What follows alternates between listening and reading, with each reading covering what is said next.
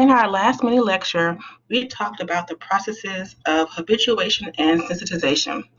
So those are the reactions to having a stimulus repeated over and over and over. So either your behavior can increase, you can become more sensitized to that stimulus, or your behavior can decrease, you can habituate to that stimulus. So these are simple means of adaptation. It's our behavior adapting to something in our environment that's already been presented. So that is certainly helpful for survival. It would be even more adaptive if you were able to not only react to stimuli in the environment, but if you were able to anticipate stimuli, if you were able to predict when a certain stimuli or a certain event would occur. That would greatly increase your chance of survival. It will be even more adaptive than simply reacting to stimuli in the environment. And that's exactly what classical conditioning allows us to do. It allows us to anticipate or predict the occurrence of an event based on another event.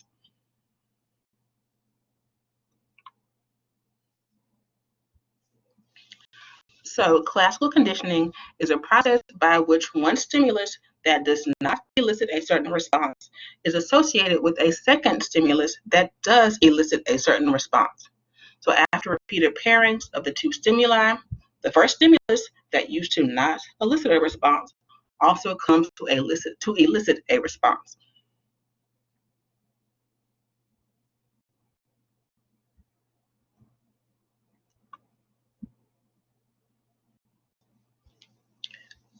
So the parts of the classical conditioning equation, you have a neutral stimulus, or an NS, that is a stimulus that does not elicit a response before learning occurs. So let's take Pavlov's classic example. The bell will be neutral. You could ring the bell in front of the dog before it was paired with the food. The bell would not bring about any response in the dog before learning occurred. The unconditioned stimulus, or the US, is a stimulus that naturally or automatically produces a response. So in Pavlov's example, that would be the food. So the food automatically, with no learning involved, causes the dog to salivate. The third part of the equation is the unconditioned response. This is the response that is naturally elicited by the US. So the US, the meat, naturally elicits the response of salivation, the UR. Then you have the conditioned stimulus, the CS. This is a stimulus that, although initially neutral, comes to produce a response after being paired with the US. So what was the neutral stimulus? The NS, it becomes the conditioned stimulus, the CS, because it has been paired with the US. And so in Pavlov's example, the bell, which used to be neutral, then becomes the CS, the conditioned stimulus, because it has been paired with the food. And finally, you have the conditioned response, the CR.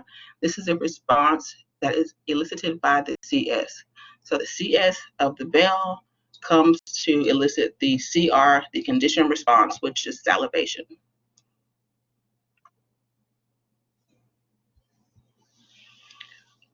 Okay, so this is a way you would write out the classical conditioning equation. You have an NS, a neutral stimulus. It is paired with the US. That pairing brings about the UR. Then the previously neutral stimulus becomes the CS, the conditioned stimulus, and it brings about the conditioned response. So again, let's put Pavlov's example in this equation. You have the NS of the bell, which is paired with the US of the food, which brings about the UR of salivation. So remember, the UR is the unconditioned response to the unconditioned stimulus. So on this top line, the salivation, the UR, is in response to the meat, the US. Over time, when you pair the NS of the bell with the US of the meat, that bell that was previously neutral now becomes a conditioned stimulus. It's now a learned stimulus. So on the second line, you have the CS, the conditioned stimulus of the bell, brings about the CR, the conditioned response of salivation. So let's do some real world examples of this classical conditioning equation and how it works. So you have a particular song. It's an NS, it's a neutral stimulus. You don't really have any particular emotional response to the song, but the song is played on your wedding day. And your wedding day is an unconditioned stimulus. It's a stimulus that automatically causes you to feel happiness. It's not a learned stimulus, it automatically causes a feeling of happiness. So happiness is your unconditioned response to your wedding day. Because that song was paired with your wedding day, which makes you happy, the song is no longer neutral to you now. It's a conditioned stimulus. So you've learned to respond to this song with a feeling of happiness, which is your conditioned response. So song was neutral, it was paired with your wedding day automatically made you feel happy. So now you've learned to have a response of happiness to hearing that song. Another example of classical conditioning would be, let's say you drive through a particular intersection every day. It's neutral, it causes no response in you. Then one day, driving through that intersection, you have a wreck. The wreck automatically makes you feel fear. So the wreck is an unconditioned stimulus. It's a stimulus that automatically brings out that unconditioned response of fear. Now, that intersection that was previously neutral, that used to not cause any emotional reaction in you, now becomes a CS, a conditioned stimulus that brings about a conditioned response of fear. So you've learned to fear that intersection that was previously neutral.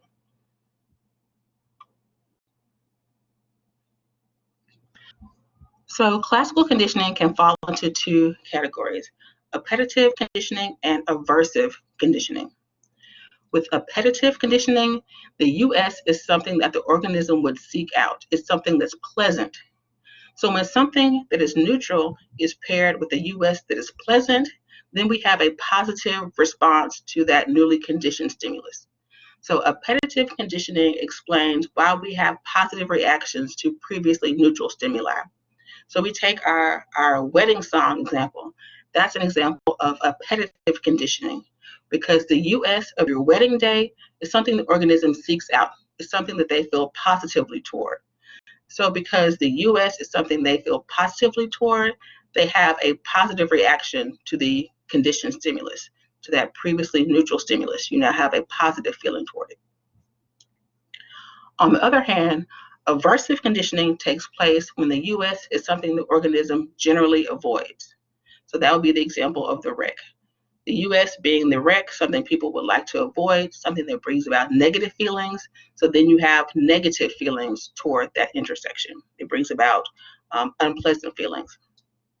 So aversive conditioning explains things like our fears, our phobias, our aversions. So things we have negative reactions to.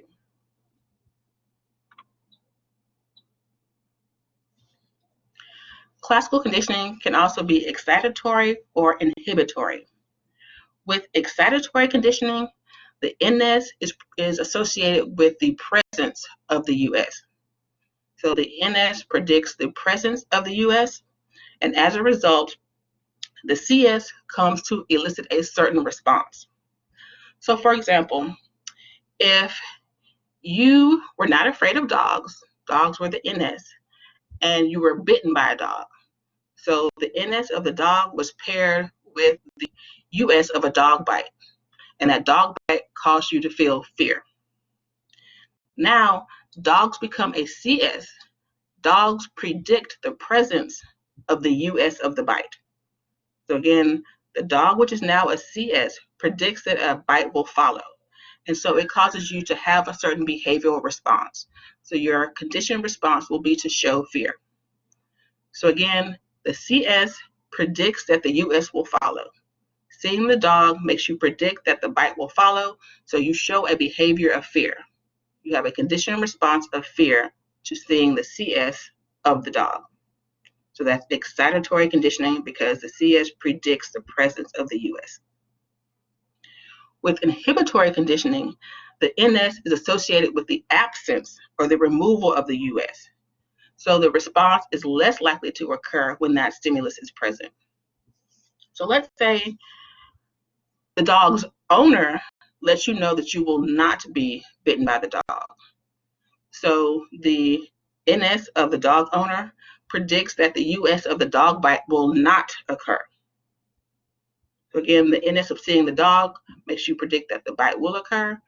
But with inhibitory conditioning, the NS of the owner being there lets you know that the US of the dog bite is less likely to occur. So your response of feeling fear is inhibited.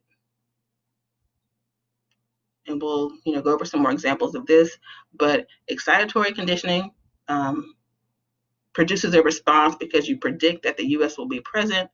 Inhibitory conditioning inhibits or makes a response less likely to occur because it predicts that the US will not be there.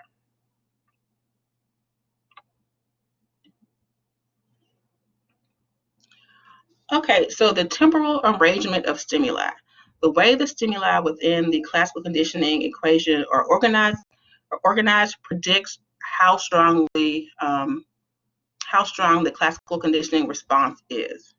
So all the examples we looked at so far are examples of delayed conditioning. So that means that the NS starts. While the NS is still going, the US is presented.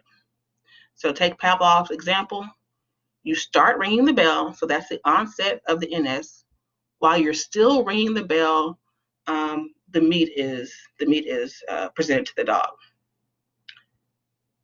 So again, the presentation of the NS starts, and then while that neutral stimulus is still going on, the meat is presented, the US. An example we have here in our graphic, a tone starts, the NS. While that tone is still going, the animal is shocked. So the US of the shock, which will be aversive conditioning, starts after the onset of the NS. So this leads to the strongest conditioning.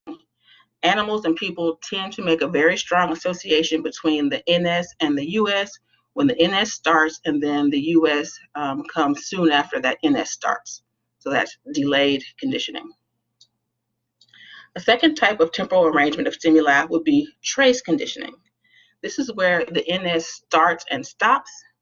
After the NS has stopped, the US begins. So Pavlov's example of this would be if he were to ring the bell, stop ringing the bell, and then give the dog meat.